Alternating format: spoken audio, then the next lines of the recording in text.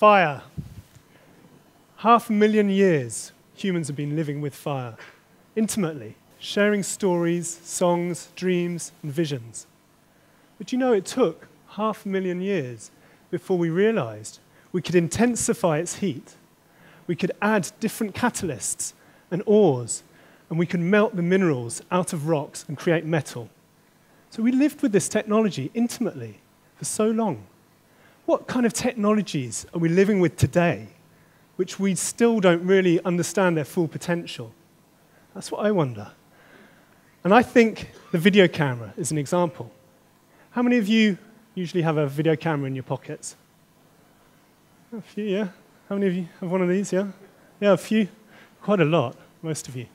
It's become ubiquitous, enmeshed in our lives.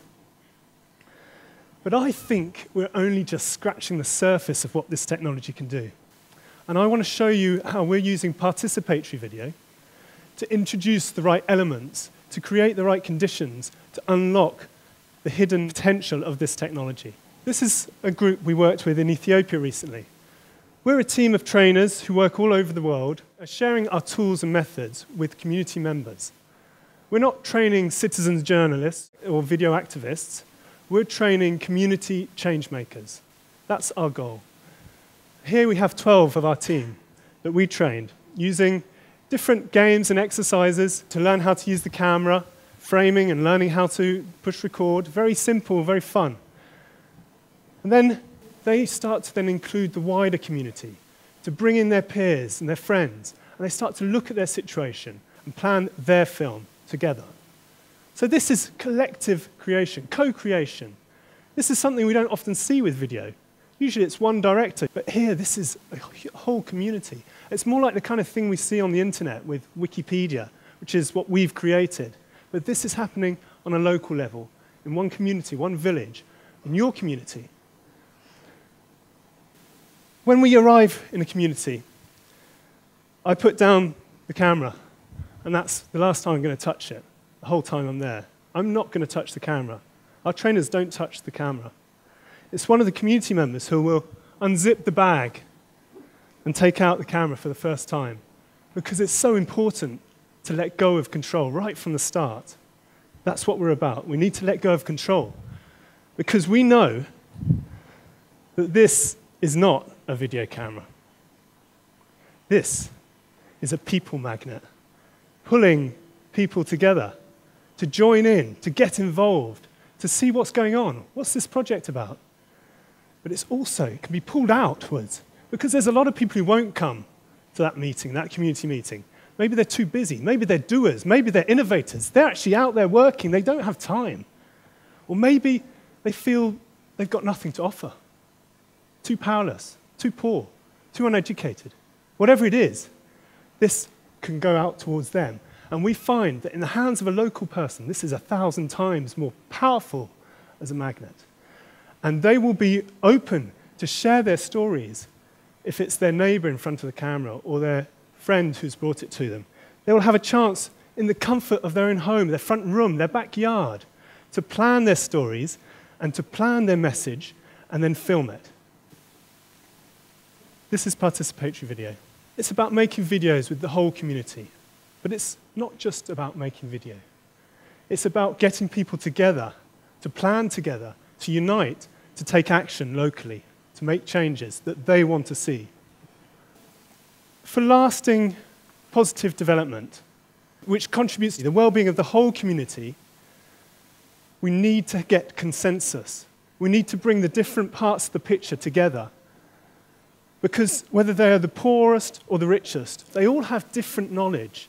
And they are all different parts of the jigsaw. And in that diversity, you'll also get strength. And that's what we aim to do when we go to a community. So this is my team, because I'm here talking about me, but it's a work of a team. I couldn't do this without the team, because we challenge each other. We try to improve our methodology all the time. We're learning from each other. So this is me over there, and this is my brother. We set up InsightShare 15 years ago. And this is a growing team, they're not all there, from around the world.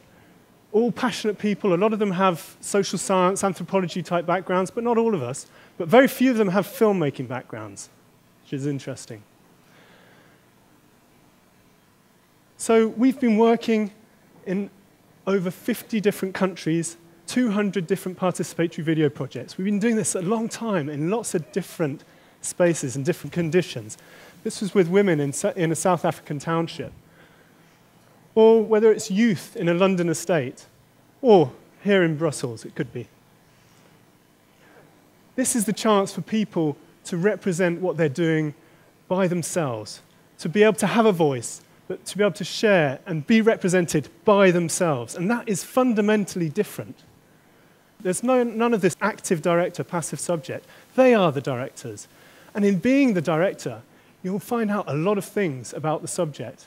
You'll learn from your peers, and they'll plan using storyboards, but it does mean we can work with illiterate groups. But I think we have some of the happiest cameras in the world. These are what I call free-range cameras. They travel the world. They have a great life. They pass from hand to hand, telling authentic, heartfelt stories. By passing from hand to hand, people are teaching the next person how to frame, how to record. So we see it passing from brother to sister, or from sister to friends, and friends to neighbors. This is about making videos together as a community. So let me tell you an example of a project this camera did in 2011. It traveled to the village of Nongchao in northeast India with indigenous Kazi community. And here, again, we trained a group of 12 community members, a mixed group. Part of it is learning how to use the camera, but a big part of it is about looking at your community in new ways. And we use fun exercises with drawing. Here they're charting all the different local products they have in their community, all the different things they produce. Because we're really about focusing on the glass half full rather than the glass half empty, because that's a good point to start from. What is it they value about their community? What is it they love? What is it they're proud of? Who are the innovators? Who are doing things? Because there's a lot going on. And often, there's not that much communication, even within those communities. So, working together like this, they discussed one of the big issues facing them. They, like much of the world, have been going more and more towards cash crops, and they've stopped growing all the products they used to grow before. The elders talked about how in the old days they used to just go to the market to buy meat and salt, and that was it. Everything else was produced locally.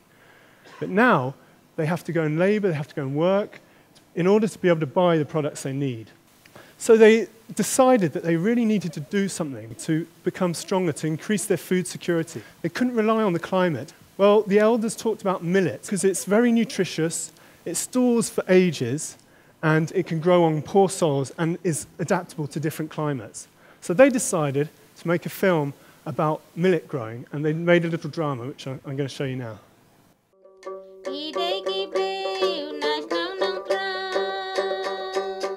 Mentapet laduna.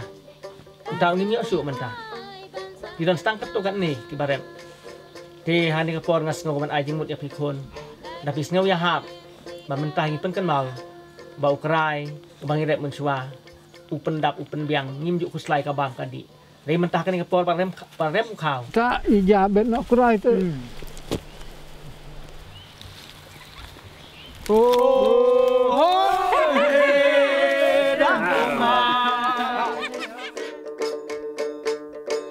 Sabet ya ukrai banang tangi satung bat kabas ngau phala kalong ba ngi hakane kiyakini jajing tungim ju ai dawai namal kimi kisan kiplung tang nakatohi kasbo kabami naka. So their actual film was 14 minutes longer, but they've given us permission to use this film because they decided they wanted to share this globally. The community are invited to look at what's been shot during the day. The rough cut, they call it.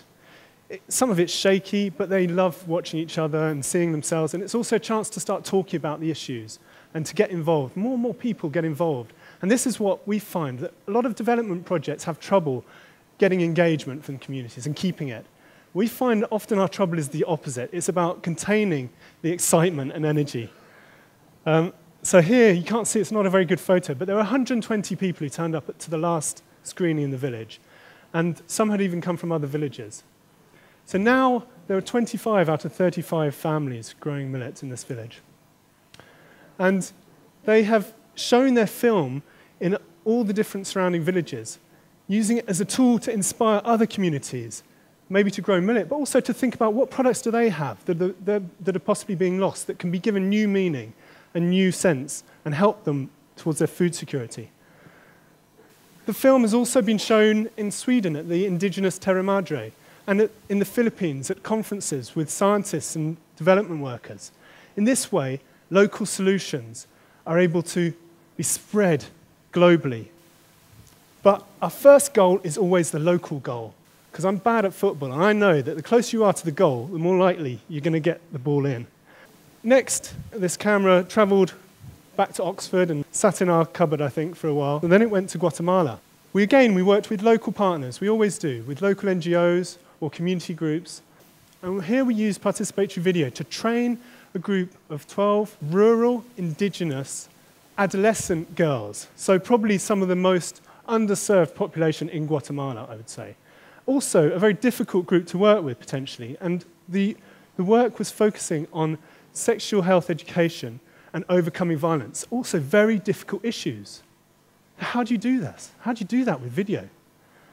Well, we wanted to go a step further, and what we're trying to do now, we're trying to really improve the way development is happening, make it more accountable by enabling the people who are supposed to be helped by aid and development to say directly what they think is good about the project, what's working, what isn't working, what impact it's made on their lives, or what impact hasn't it made. It's kind of obvious, but it's just not been happening till now. And it's so important to be able to make this link directly from the communities on the ground to the development and NGOs and donors sitting in their offices thousands of miles away. We train them to use the video camera and to go out and record stories of change of their peers. Some of them were harrowing, some of them were beautiful and inspiring, some of them very sad. But what it did was really encourage a sense of solidarity. They saw that the issues that other girls were facing were similar all across the region. And now they want to really become leaders in their community, to fight for the rights of adolescent girls, as part of this program, which is doing such a great job to support them with the Population Council. This, for us, wasn't enough. It's all good, that's good. They're collecting the information, they're keeping control of that information. We wanted to go a step further, because usually the analysis and evaluation of these kind of things is done by an outside expert. We want the local experts to do this. And so we're developing tools and games and video and drama and drawing to help them look at what's happening, what information is coming through these stories, and mapping these trends in meaningful ways, which is giving them information which they can then make video recommendations directly to the donor. Usually they have to wade through the piles of papers on their desks. But this was very different, and it was coming from the beneficiaries directly. These girls are able to make a change. They've given talks to the United Nations. They went to a conference in Turkey on women's rights. 2 weeks ago, we held a webinar which was attended by development leaders and NGO leaders, all working in girl programming. They were there and they addressed those people across the world. And that's what we want to see more of. It's more than just about putting video cameras in the hands of locals. This needs to be done with care, respect, and with a particular attitude and intention. It's so important to create a safe space, for example, where they can share openly. Any community, but this case is an obvious one. And how do you do that? One of the ways is that they are the ones who control what goes in the film and what doesn't go in the film. They're the ones who decide where the film is shown. Is it shown locally? Is it shown globally? Or maybe it's not shown at all. That's sometimes, you have to be ready to hear that and let go, because they are in control. They are the owners, and this is how I think it should be. And this changes everything, in fact, because the whole community get involved. And they become able to use the tool for their own changes. It's so important for development workers to be listening more to communities. We're hearing that all the time. We need to listen. Well, a lot of people find it difficult to listen. It's rare that we're able to talk like this without interruptions. But this is not a video camera. This is an empathic ear. It can listen without interruptions, without judgment. You can have a chance to share your message. If you're a local innovator, you can share what you're doing and how you're doing it, and you'll want to. That's what we find. They do want to, because you're still connected with it. It gives you kudos. These messages, personal messages, can then be shared with the whole community in screenings and discussed. And then, hey, we should go and film this guy and interview that guy. And let's do a film about this. This is a big issue. And so it goes forwards like that. This is also a mirror. It gives communities a chance to see themselves in a fresh way. Not the warts and the pimples, but the best sides of themselves. People doing things, people with ideas. That's what they see, and it gives them hope, and it takes them forwards. This is a torch, helping communities research the issues that they're facing, to uncover the solutions, and people who are doing things already. So this is not a video camera. This is actually a form of space travel. Okay? I'm not talking about the TARDIS, but this can take the communities into places they wouldn't normally be able to access, into the offices of the local policymaker, or the national policymaker, or maybe globally, crossing these boundaries. Targeted audience. So building on what Matthew said, it's so important to target the audience and reach them in the best way you can. So celebrate, that's one of our core values. The others are make mistakes, which everyone's talked about, losing control, each one teach one, and celebrate. And this is an important part of development, and it's something that's not done enough. But every community screening is a celebration of local power and local opportunities for change. So this is not a video camera. It's a champion for change if we use it in the right way and we use it with our best intentions and we pass it over and lose control. Thank you.